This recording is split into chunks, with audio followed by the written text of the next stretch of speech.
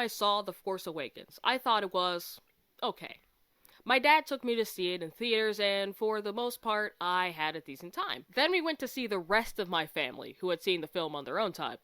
It was the most violent I had ever seen them behave, arguing endlessly about what did and what didn't make sense in the film, given the context of the rest of the series. I remember one of my cousins screaming, "A sword is a sword!" in reference to the lightsaber. Then when I went home, I discovered even more rage about the movie on the internet. However, there was nothing I could add to this seemingly touchy topic, because at this point of my life, I had never seen any of the original Star Wars movies, and I didn't intend to ever see them. Now, before you flip out, as of today, I've seen them multiple times, and spoiler alerts, I enjoy them.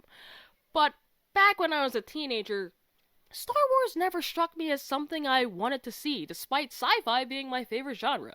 The first 3 episodes of Star Wars ran from 1977 to 1983, so by the time I was born in 1998, every one of their mothers had seen these movies, and as a result, they discussed them very openly. And by openly, I mean as if literally everyone had seen them, meaning people would talk about Star Wars scenes, characters, and elements as if you knew the full context, and in turn, making the Star Wars franchise sound like the stupidest, most generic bullshit you could possibly waste your brain cells on. Now, just a reminder, I want you to know that the following are not my current opinion. I am simply telling you a story about what it was like having not seen Star Wars while everyone around me obsessed about it. For one, I didn't have the best grasp on the story. From what I could comprehend, it was a really basic bitch saved a princess from the dragon tail, except in space. Luke saves the world after killing a black guy. The end.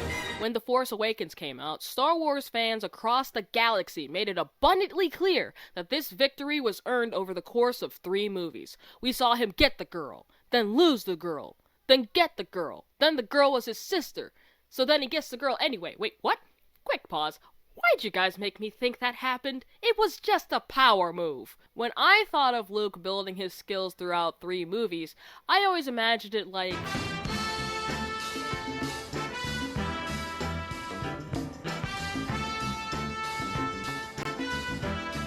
And in between that were a bunch of side quests featuring the most annoying and criminally misrepresented characters ever written. Besides R2. We all love R2. Oh, R2! Where is Master Luke?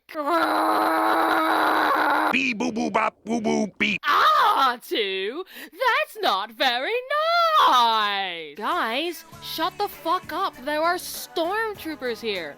Who cares? They're shooting out the walls. I have boobies. Look at me in my sexy slave outfit. I'm Robert the Blabbo. I have force powers. You can't kill me. What was that, Lassie? Oh, fuck my hand! That's what I said to your mom 19 years ago. Hey, I was born 19 years ago. You can't win yet. There are characters I thought were going to take up way more movie time than they did. Darth Maul, for one, is in 1 movie for 2 scenes. Boba Fett is hardly in it. I thought at least half of these movies focused on Han Solo. People made it out as if he had more screen time than Luke did, but it turned out he was more like... I thought Leia was a Disney princess before she was technically a Disney princess because everybody talked about her like she was a Disney princess. When people talked about her being a strong female character occasionally, I always thought it was a fluke, like most characters from the 90s. Well, I shot a gun, time to fuck the male lead. Jar Jar Binks is ragged on so hard, I was convinced he was in every single movie. I didn't realize Yoda died almost immediately after his first appearance in the series. Probably the weirdest misconception I had about Star Wars was that I didn't believe this part of the Imperial March was real. Most of the time I heard this song was on Cartoon Network when they would advertise the Clone Wars, and that part of it played at the very end and kind of faded out. I always thought Cartoon Network put that part in to be silly, especially because, as I understood it, you're supposed to be scared when that song played, not breakdancing.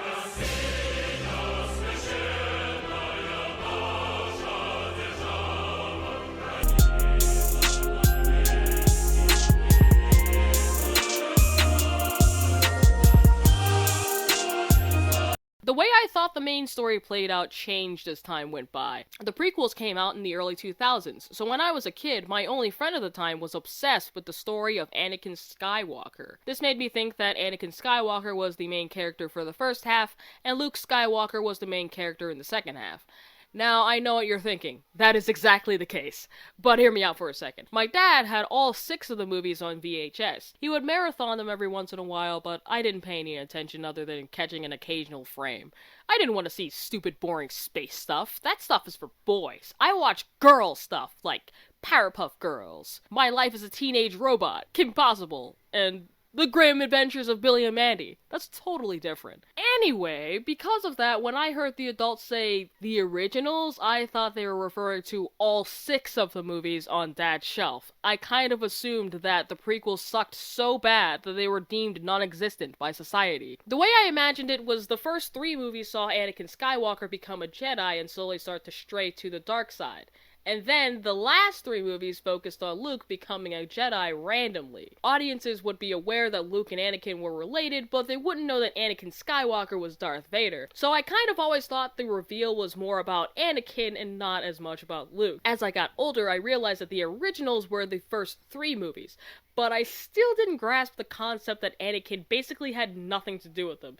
You see, the only thing I heard about the prequels was that they were really bad. I never got any information about what actually happened in them. To be honest, I kind of thought none of the original characters were in them. I thought it was legitimately that bad. The memes didn't specify who the characters were. It was like, I hate this kid, not Anakin. I thought this was some random kid. I thought the prequels were like spin-offs that took place before the main story. And also bad. So now I understood it as Anakin Skywalker was the main character for a movie and a half, and Luke was the main character for the rest of it. I thought it went a little something like...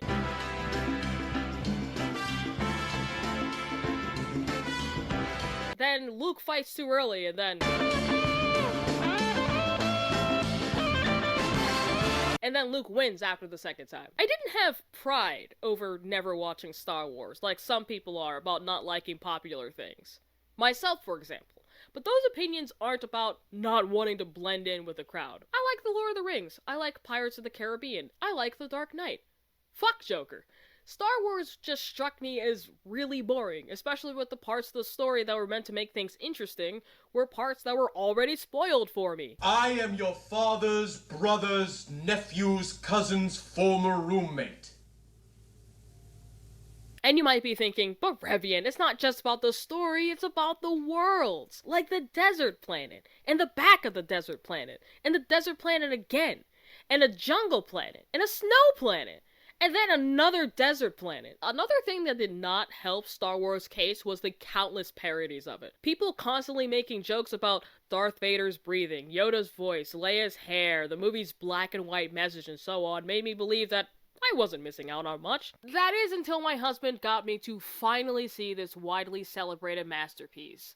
And it turns out, I was absolutely right. Star Wars is a boring piece of shit. I'm kidding. I absolutely love Star Wars. There's like a whole thing here. I'd be preaching to the choir if I started to go on about everything I love about the series, but I must say, I don't think the prequels are all that bad. Yeah, they're really cheesy, the effects are hilariously bad, and some plot points don't make sense. At the worst case scenario, all the arrows are pointing, but fine, everything must be. But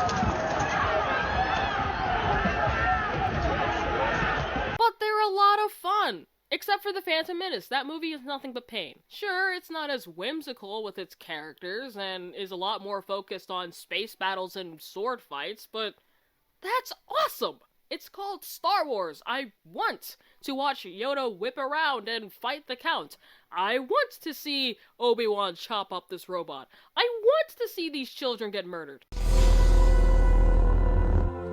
Oh, they bailed on us. We even get more desert planets. I don't like sand. It's coarse and rough and irritating, and it gets everywhere. You know, I think I'm starting to see his point. It's its own thing. It's not about Luke escaping his adorable little desert planet and training with his adorable little puppet. It's about a man taking over the galaxy. It's about the death of almost every Jedi in existence. It's about burning alive in lava. Were you expecting Ewoks? And for what these movies are, for what they're trying to do, they're not all that bad. Except The Phantom Menace. That movie is nothing but pain. So, now that I've seen the Star Wars movies, how do I feel about The Force Awakens now? This is basically the same story. Why does Kylo Ren look like a bobblehead? How can she use the Force? Isn't she too old? Why did she win first try? What's the point of the Platinum Trooper? Why isn't Finn the main character? Why did they kill Han Solo? Who the fuck is Snoke? Why the fuck is